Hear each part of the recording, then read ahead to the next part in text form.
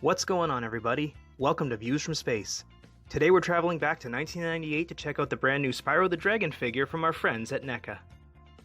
First introduced by Universal Interactive and Insomniac Games in Spyro the Dragon on the original Sony PlayStation, the beloved character has appeared in numerous sequels and spin-offs since then, including the popular remastered Reignited trilogy released late last year. And so, without further ado, let's take a look at the fantastic Spyro the Dragon figure from Randy Falk and the fine folks at NECA.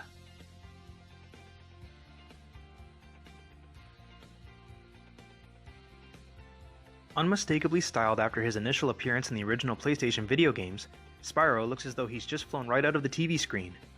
Crafted in 7-inch scale and measuring 8 inches long from head to tail, there really has never been a Spyro figure quite as impressive as this one. The figure comes encased within some collector-friendly clamshell packaging, which clearly displays the figure secured on the inside. The packaging also features some nice promotional imagery combined with several bright colors, which come together to form an extremely pleasing ensemble for all those mint-on-card collectors out there that we're certain will be eager to add Spyro to the ranks of their action figure collections. Featuring a nicely textured appearance, Spyro sports a predominantly purple paint job, which is both neatly applied and pristinely presented thanks to even coating and some subtle dry brushing coupled with a series of individually sculpted scales and spines running down the length of the figure's back and tail respectively. This darker color palette is broken up by the addition of Spyro's yellow crest, horns, wings, underbelly, claws, and tail tip, which also feature a nice level of additional shading that allow many of the smaller details, such as the ridges in the horns and even the membranes in the wings, to really stand out in person. There are absolutely no issues with sloppiness here, and we found that the paint and sculpting work was quite exceptional.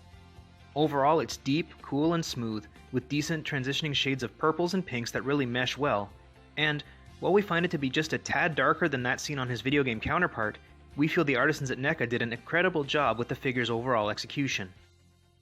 Now, given that this character is a quadruped and not known for striking the most dynamic of poses, you'd perhaps expect Spyro to not get a whole lot in the articulation department. After all, if he's not walking or running on all fours, he's gliding through the air.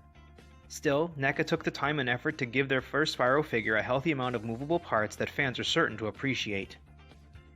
There is a ball joint in the head for an excellent range of motion, as well as articulation in the neck, chest, midsection, hips, legs, and ankles. At the same time, NECA has also gone and given this figure a pair of ball-jointed wings, as well as a fully segmented tail. This is a really nice range of motion to be sure, especially considering that NECA probably could have gotten away with a lot less given the character's range of movement on screen. But instead of giving us something more akin to a semi-articulated statue, the design team really went the extra mile and turned out one fun little figure with more than enough movement to satisfy even the pickiest of collectors.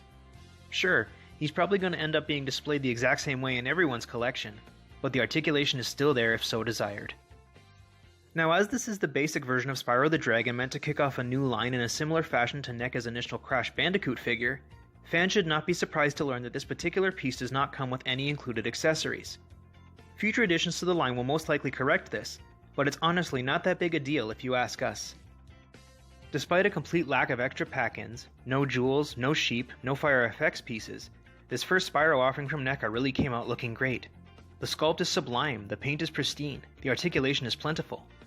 In short, this is a truly wonderful start to another series of exciting video game-based action figures that fans are sure to love. Like the line of ever-expanding Crash Bandicoot figures, Spyro is sure to please collectors with a near-perfect blend of form and functionality, and we feel it is an absolute must for all of those out there who grew up during the earliest days of the PlayStation generation.